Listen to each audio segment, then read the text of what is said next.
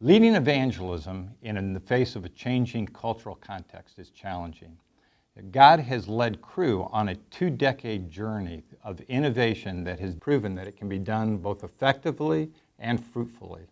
As we've applied the tools of research and development to the obstacles and the opportunities that face us with this emerging generation, we've seen our evangelism increase in both effectiveness and in momentum. Now, we've applied that to many different areas of agenda, but let me illustrate with 7 different ones that for us represent the changing face of evangelism. With each of these, we've developed transferable tools and strategic initiatives that help us pursue these. So the first is this. It's shaping how leaders think about evangelism. Leaders tend to think narrowly about evangelism, and when you think narrow, it limits your ability to engage effectively a broad, large, diverse population. Now, it's natural to have tendencies, preferences for one's approach in evangelism, but we need leaders who can think comprehensively to go after this culture. How do you do that? By helping them think biblically, getting biblical about evangelism, or developing a robust biblical philosophy of evangelism. A second area is equipping in conversational evangelism. Many traditional forms of training or equipping have decreased in their effectiveness because it's been perceived that they've been mechanical or formulaic by focusing on the how-tos. Yet what does resonate with this generation is a focus on spiritual journey.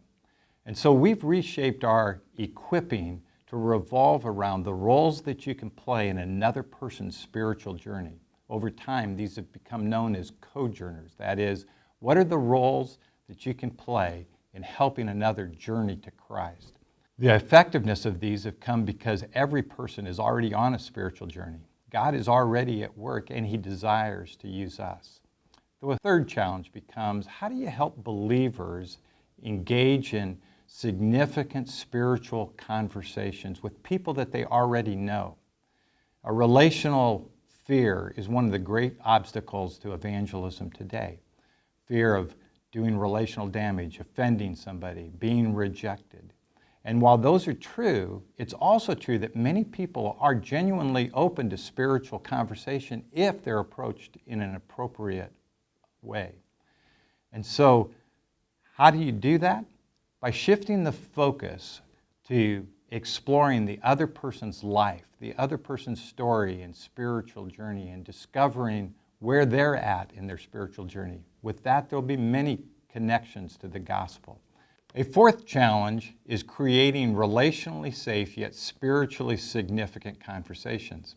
Now, we've discovered many ways to help engage people in these spiritual conversations that are significant and yet enjoyable. Let me mention 2.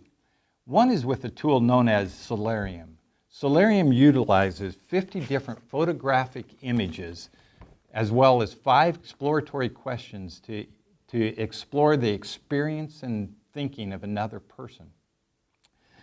Because we live in a visual culture, images engage people's emotions and experiences at a deeper level.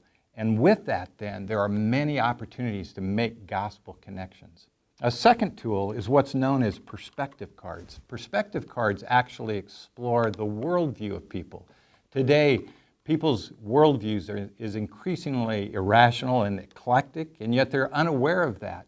And so by using a tool that uses guided topics and exploratory questions, you can turn that obstacle into an opportunity that helps you listen and understand another person's point of view and still make many gospel conversations, which leads to the 5th area.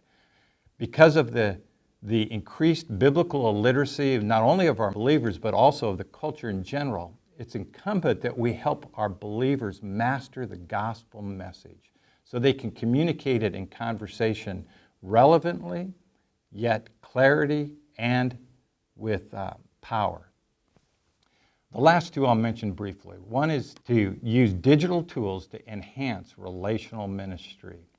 The digital world is pervasive in experience today, so we've been developing digital tools that we can use to actually enhance relational ministry, as well as discovering ways you can use the digital social platforms that are so popular in use today. How can you use those to enhance ministry as well? And the seventh and the final area is embedding the gospel in the context of love in action. How can we help others demonstrate the love of Christ in meeting real needs so that the gospel message is shared both in word and demonstrated in deed?